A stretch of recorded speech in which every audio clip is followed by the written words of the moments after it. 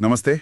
आज हम 19 जून 2025 की कुछ खास खबरों पर थोड़ी गहराई से बात करेंगे। ये जानकारी हमें भारत समाचार के अलग-अलग स्रोतों से मिली है। कोशिश यही रहेगी कि जो भी ज़रूरी बातें हैं, वो सामने आएं। बिल्कुल। आज के स्रोतों में देखिए तकनीक है, सुरक्षा है, राजनीति, अंतरिक्ष, काफी कुछ है। हाँ, तो शुरुआत करते हैं अहमदाबाद के पास जो एयर इंडिया ड्रीमलाइनर हादसा हुआ था, उससे।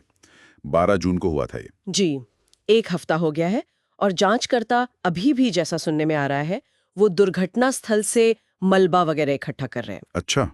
एयर इंडिया ने ये भी बताया है कि विमान का जो दाहिना इंजन था, वो तो नया ही था।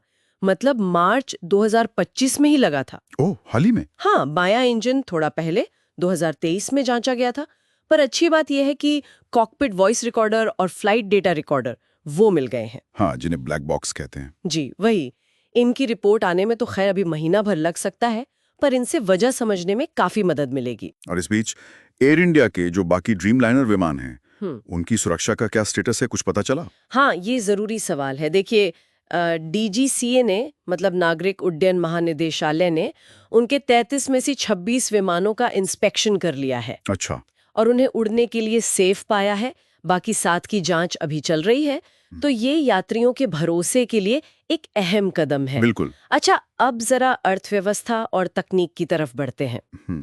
अमेज़न का एक बड़ा निवेश प्लान सामने आया है। जी हाँ, अमेज़न ने भारत में करीब $333 मिलियन यानी लगभग 20 अरब रुपए के नए निवेश की पुष्टि की है। 20 अरब, काफी बड़ा अमाउंट है। बिल्कुल।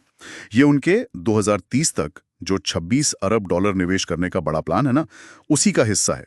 इससे उनका लॉजिस्टिक, डिलीवरी सिस्टम, तकनीक ये सब बेहतर होगा। मतलब ग्राहकों के लिए बेहतर सेवा और शायद रोजगार भी। हाँ, उम्मीद तो यही है। अच्छा, तकनीक से जुड़ी एक और खबर है, पर ये थोड़ी चिंता वाली है। चीन ने रेयर अर्थ मिनरल्स के निर्यात पर कुछ नए प्रतिबंध लगाए हैं। ओह, रेयर अर्थ मिनरल्स, ये तो बहुत सी इंडस्ट्रीज के लिए जरूरी होते हैं। बहुत ज्यादा। ये वो खनिज हैं जो आपके स्मार्टफोन, इलेक्ट्रिक गाड़ियों की बैटरी, मोटर, यहाँ तक कि रक्षा उपकरणों में भी इस्तेमाल होते हैं। और चीन इनका सबसे बड़ा सप्लायर है। तो इन प्रतिबंधों से तो फिर भारत में दिक्कतें आ सकती है। हाँ, आशंका तो यही है। सप्लाई चेन में रुकावट आ सकती है, उत्पादन पर असर पड़ सकता है, कीमतें बढ़ सकती हैं, खासकर इलेक्ट्रॉनिक्स, ईवी और डिफेंस सेक्टर में। ये गंभीर बात है। अच्छा, अब अंतर्राष्ट्रीय स्तर पर देखें तो ऑपरेशन सिंधु की खबर है, ईरान से भारतीयों को निकाला गया। जी, इजराइल और ईरान के बीच जो तनाव बढ़ा है, उसके मद्देनजर विदेश मंत्रालय ने ये ऑपरेशन चलाया।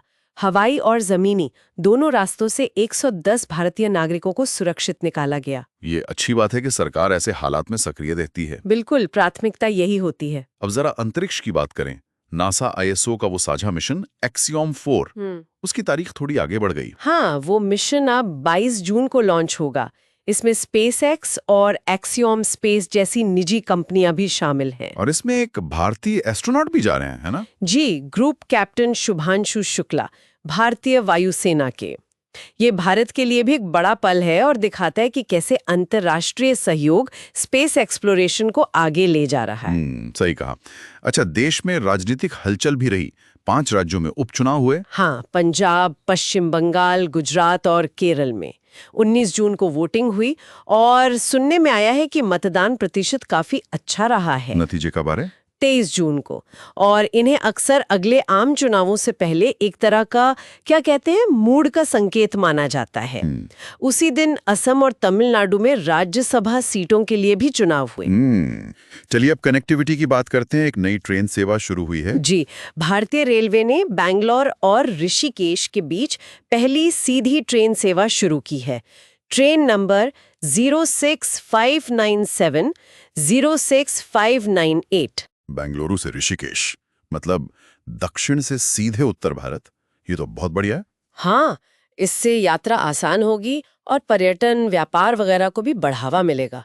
काफी अहम जुड़ाव है ये। बिल्कुल। और खेल की दुनिया में क्या चल रहा है? महिला क्रिकेट टीम इंग्लैंड पहुंच गई है T20 और वनडे सीरीज खेलने के लिए। और पुरुषों की टेस्ट सीरीज इंग्लैंड के साथ आज से ही 20 जून से शुरू हो रही है। अच्छा, आज से ही? हाँ, और इसमें सबकी नजरें ऋषभ पंत पर भी होंगी। वो विकेट कीपिंग में धोनी के एक रिकॉर्ड को तोड़ने के काफी करीब हैं। ओहो, दिलचस्प होगा ये देखना। और आखिर में मुंबई के मौसम पर एक अपडेट। जी, आईएमडी ने 19 जून के लिए मुंबई में भारी बारिश का येलो अलर्ट जारी किया था, मतलब सावधान रहने की हिदायत। ठीक है, तो ये थी 19 जून की कुछ मुख्य बातें। काफी कुछ चल रहा है। एक तरफ अमेज़न का निवेश, नई ट्रेन, तो दूसरी तरफ चीन के प्रतिबंध, एयर इंडिया हादसे की जांच। सिंधु जैसी कार्रवाइयां, ये सब अलग अलग घटनाएं हैं, पर कहीं ना कहीं जुड़ी हुई है। वही मैं सोच रहा था। इन सबको एक साथ देखें तो ये सवाल मन में आता है कि ये सारी चीजें मिलकर आने वाले समय में भारत की अर्थव्यवस्था, तकनीक, राजनीति, इन सब पर कैसा मिला-जुला असर डालेंगी। बिल्कुल, सोचने वाली बात है। इनका असर बहुआयामी होगा और ये देखना दिलचस्प रहेगा कि भारत इन चुनौतियों और अवसरों के बीच कैसे आगे बढ़ता है। इस पर विचार करने के